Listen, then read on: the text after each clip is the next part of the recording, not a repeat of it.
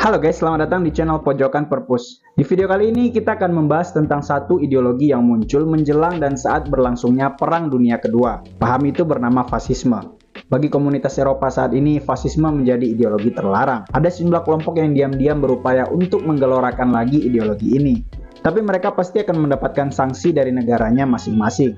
Bahkan di tengah mayoritas masyarakat Eropa pun ideologi ini benar-benar tidak diminati atau mungkin bahkan dibenci. Tapi satu fakta yang tidak bisa kita bantah, yaitu bahwa ideologi fasisme ini pernah berada pada titik kejayaannya karena menjadi salah satu penggerak bagi blok poros yang terdiri atas Jerman, Italia, dan Jepang dalam mengobarkan perang melawan blok sekutu pada Perang Dunia Kedua. Pada dasarnya, fasisme ini adalah ideologi yang lahir sebagai bentuk reaksi terhadap liberalisme atau kebebasan dalam berbagai sektor yang dirasakan oleh masyarakat Eropa saat itu.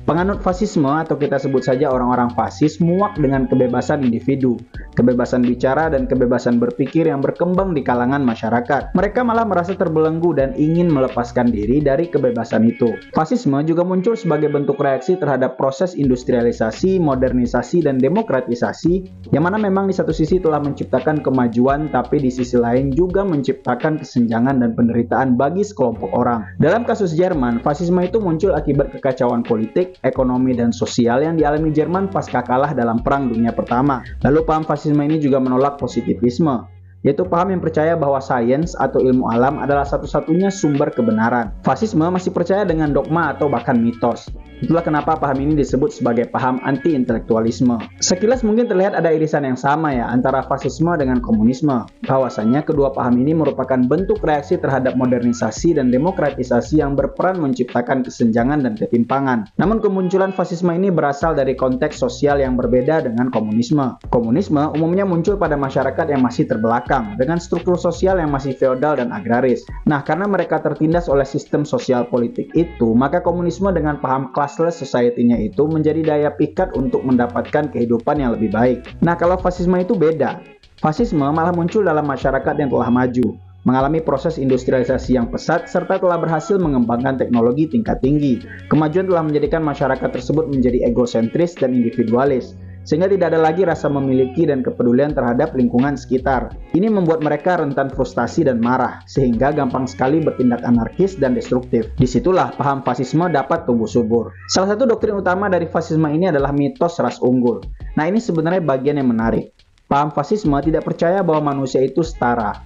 Manusia tercipta dalam struktur hierarki. Artinya, ada manusia yang terlahir spesial dan unggul di atas manusia lainnya. Ras unggul ini sudah ditakdirkan menjadi penguasa dan pencipta peradaban. Ras unggul ini kemudian merasa berhak memerintah ras-ras lain yang mereka anggap kastanya berada di bawah mereka. Doktrin mitos ras unggul inilah yang menciptakan gerakan antisemitisme yang sangat merajalela di Jerman di bawah kepemimpinan Nazi kala itu. Bangsa Yahudi dituduh sebagai dalang di balik kekalahan Jerman pada Perang Dunia Pertama, karena mereka berkhianat dan kong kali kong dengan musuh Jerman di balik layar. Bangsa Yahudi juga dijadikan kambing hitam atas keterpurukan ekonomi Jerman setelah Perang Dunia Pertama. Anggapan yang berkembang saat itu adalah di mana ada Yahudi, pasti ada korupsi.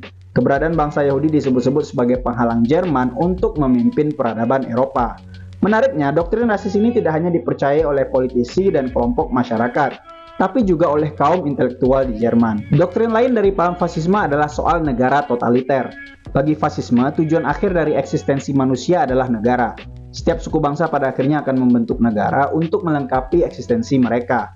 Hasilnya akan terbentuk negara organis, yaitu negara yang tidak memiliki tanggung jawab moral kepada individu. Itu artinya negara berhak melakukan apa saja tanpa harus mempertanggungjawabkan perbuatannya kepada siapapun, termasuk kepada masyarakatnya. Fasisme juga memberikan batasan yang tegas antara pemimpin dan rakyat. Pemimpin atau elit politik diyakini sebagai orang terpilih yang pasti mampu mengurus negara. Kebijakan yang dibuat oleh pemimpin sudah pasti benar, sedangkan rakyat harus tunduk dengan segala kebijakan yang dibuat oleh pemimpin. Ini sebenarnya berkaitan erat dengan mitos ras unggul tadi. Fasisme meyakini memang ada sekelompok orang yang ditakdirkan menjadi pemimpin dan memiliki kecakapan. Atas dasar itulah fasisme menolak paham demokrasi yang meletakkan kekuasaan di tangan rakyat. Karena rakyat bukanlah elit yang mampu membuat kebijakan. Ideologi fasisme ini dapat diterima baik oleh rakyat Jerman karena kondisi Jerman memang sangat menyedihkan saat itu. Ekonomi Jerman porak-poranda akibat kalah pada Perang Dunia Pertama. Inflasi parah melanda Jerman di tahun 1920-an yang membuat nilai tabungan para pekerja jadi merosot drastis. Ini kemudian menimbulkan rasa frustasi utamanya di kalangan kelas menengah dan bawah di Jerman. Di momen-momen frustasi itulah muncul seorang paman kumis kotak yang membawa harapan-harapan mesianik, menjanjikan kebangkitan Jerman dari keterpurukan. Sosok bernama Hitler itu menggunakan sentimen ras Arya sebagai ras unggul untuk membangkitkan perasaan superioritas di kalangan rakyat Jerman. Dengan perasaan superioritas itu, Jerman bisa bangkit dari keterpurukan dan bahkan berhasil menaklukkan Eropa beberapa tahun setelahnya. Ideologi ini ikut terkubur seiring dengan kalahnya Jerman dan blok poros dalam Perang Dunia Kedua. Saat ini pun mayoritas komunitas dunia menolak paham ini karena doktrinnya yang tidak menghargai persamaan hak di antara manusia. Yang jelas dari kasus Jerman kita bisa tarik kesimpulan, ideologi sebrutal apapun bisa diterima di tengah masyarakat yang tengah frustasi. Oke, jadi sekian dulu video kita untuk kesempatan kali ini. Semoga dapat memberikan manfaat bagi kita semua. Sampai ketemu lagi di edisi video berikutnya.